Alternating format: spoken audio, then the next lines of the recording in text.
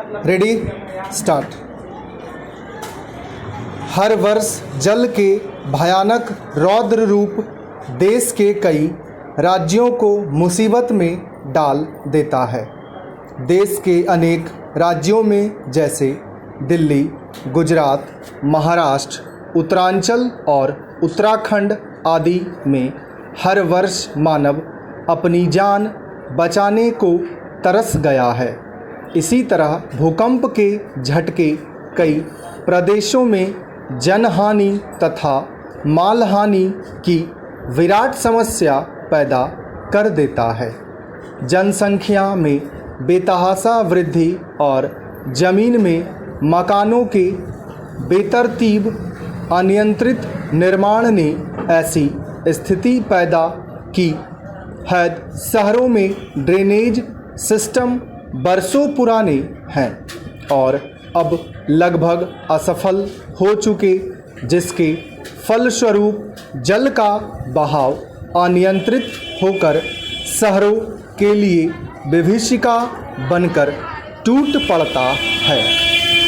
देश में लगभग बाढ़ के प्रकोप से 1000 लोग प्रतिवर्ष जीवन काल से काल कवलित हो जाते हैं।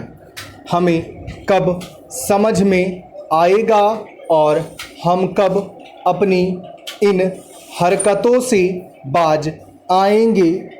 ग्लोबल वार्मिंग तथा अप्राकृतिक उष्णता के अनेक प्रभाव अब धरती, नदियाँ, पहाड़, पेड़ एवं मानव जाति पर बेहद चिंताजनक रूप में दिखाई देने वाला है और निस्संदेह यह प्राकृतिक संसाधनों का बेरहमी तथा अप्राकृतिक दोहन के फलस्वरूप होने वाला है।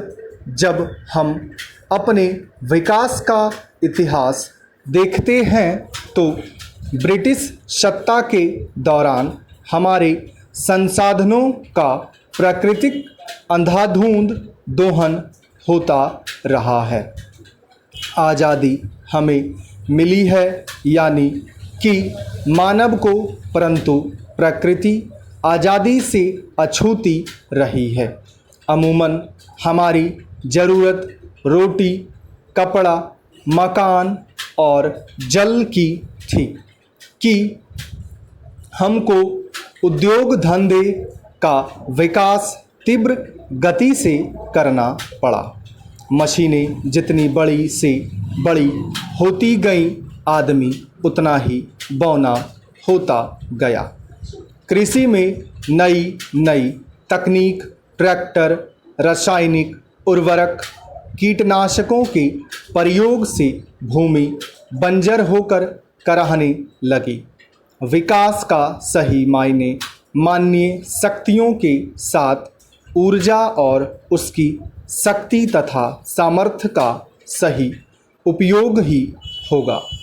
जब से हमने विकास के पथ पर उड़ान भरी है, उद्योगों की चिमनियों को ऊपर उठाया, मोबाइल क्रांति का बटन दबाया, ईमेल पर सवार होकर विश्व संदेश को सुना, तब से हमारे झरनों का कल कल स्वर और संगीत बंद हो गया।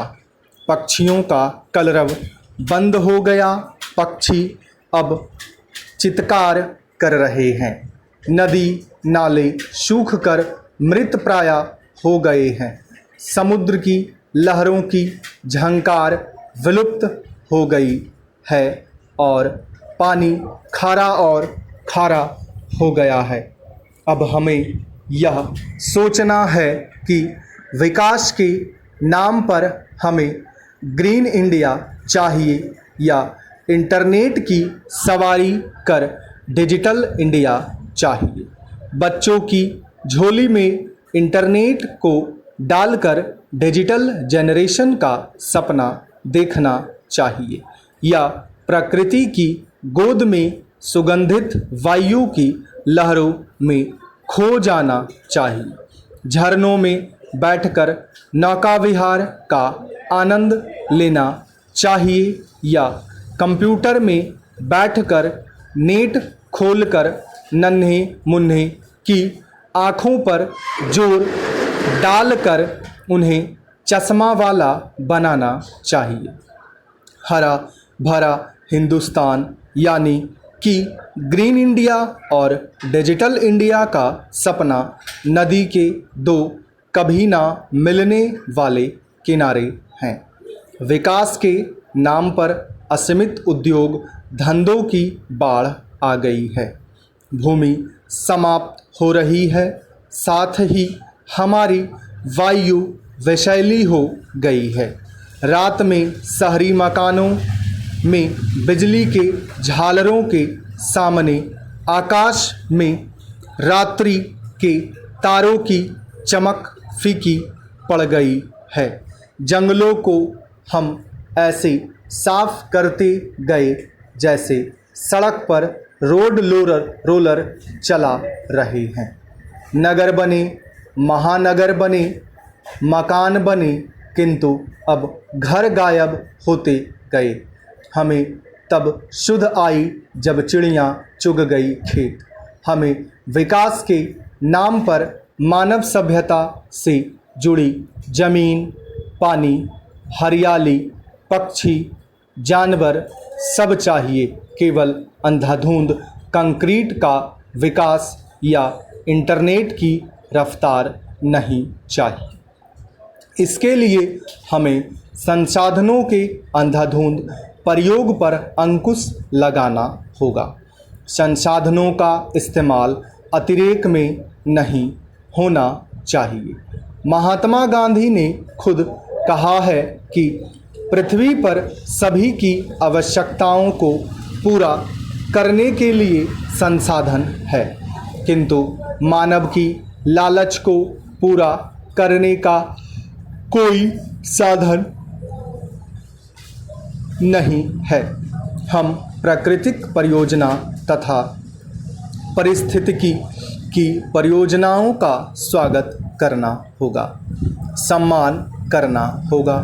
हमें अंतर्राष्ट्रीय स्तर पर सौर, पवन, बायोगैस, ज्वार तरंग लहरों को ऊर्जा का आधार बनाना होगा। भारत में परिस्थितियाँ बड़ी विषम है।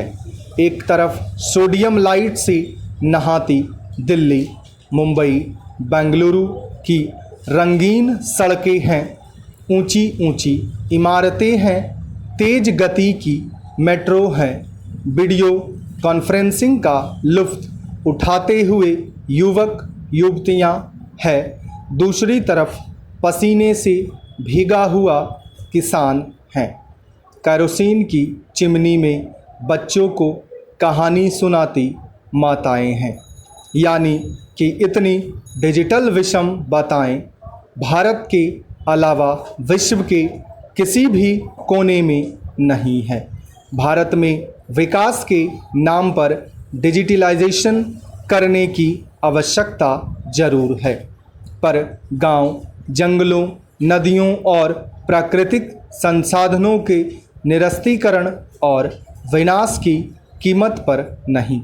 हमें यह साबित करना होगा कि भारत की विकास की हरित क्रांति के साथ साथ डिजिटल इंडिया भी विकास की गति को बढ़ा रहे हैं।